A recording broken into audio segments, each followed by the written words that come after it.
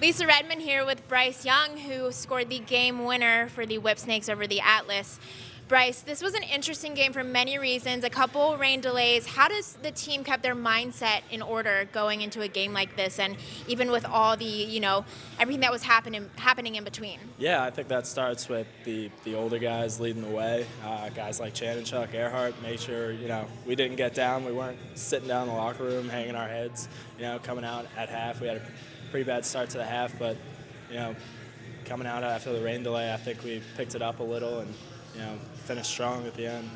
You guys sort of knew what to expect coming into this game. What did you switch, if anything at all, heading into your rematch with the Atlas? Yeah, I mean, they're an awesome team. They have phenomenal players. We had a pretty good game against them the first time around. Kind of picked it up in the fourth quarter last game, and it was even more of a battle this game. And coming out with a W is big against that team. You helped give your team a 2-goal lead. What was that like for you? What were you seeing when that was about to go in? I don't want to say I closed my eyes and shot it because my coach would never let me cross the midline again. But me and Earhart were running in transition. I had an open look, and I pulled the trigger. Awesome. Thank you, Bryce. Here with Matt Rambo. Matt, very interesting game for you guys between the rain delay, going back and forth with the team. How do you keep your mindset right in a game like this? I mean, you only can control what you can control, so we just, stayed focused in the locker room, played music, stayed loose in there. We got together and talked, so we were just talking lacrosse and just, keeping the energy high, and you don't want to be dwelling on energy in the locker room, so we kept it a little live, so it was fun. Do you think it's a coincidence that the Whipsnakes didn't have a problem winning in the rain? That's why we're called the Whipsnakes, baby. In addition to be naming to the All-Star game, you were also named a team captain. What is your perfect roster look like? I can't give any secrets out, can I? But I don't know. I was talking to Trevor earlier about that. That's going to be a really hard decision. Obviously, I would love to keep my core friends together and, guys I grew up with in Philly and, guys that I, cherished their game over the years, or guys I became really good friends with over the years. So it's definitely going to be really hard because lacrosse is a small world. We all know each other, so it's going to be definitely difficult, but, it's like NBA style. It's going to be fun.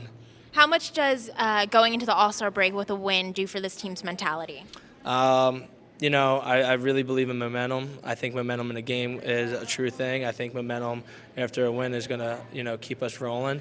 Coming off that's a really big win. That's a sweep, and that's what we needed after that loss. And we played a pretty consistent game. They went on a run a little bit, towards the middle of the third, and it's all about ending their run, and we end their run, and we just kept on going.